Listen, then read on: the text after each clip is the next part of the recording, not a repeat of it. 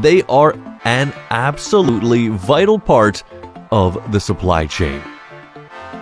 The chain that keeps things moving and gives us access to goods incredibly conveniently.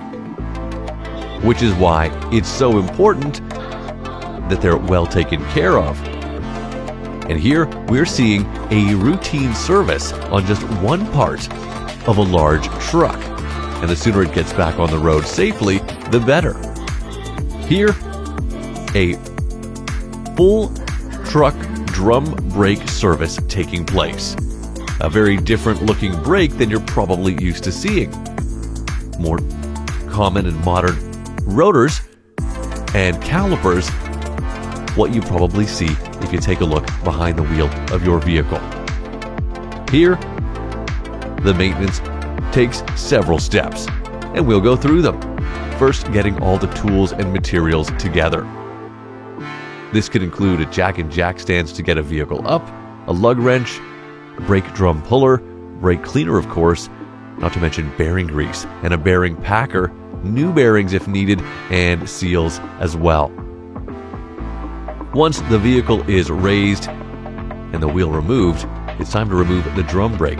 A drum brake puller is used to do that, to pull it away from the hub, and this can require tapping on the drum with a serious mallet to get it loose.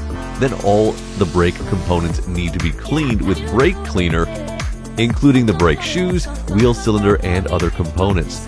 At this point, they're also inspected for wear and replaced if needed. You can see the old bearings have been removed. That was done using a pry bar, sometimes done using a screwdriver depending on the size to remove them, the bearing retainer, that is from the hub, and then remove the old bearings.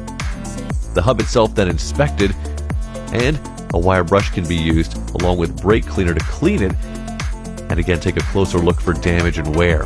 The new bearings are then packed with grease and replaced.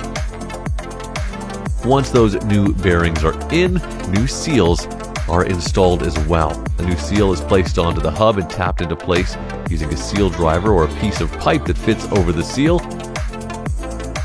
That is just before the drum brake can be reinstalled. This one cleaned up and just about ready for that now. You can see the shoes being resurfaced and things looking a lot tidier and refreshed on the inside.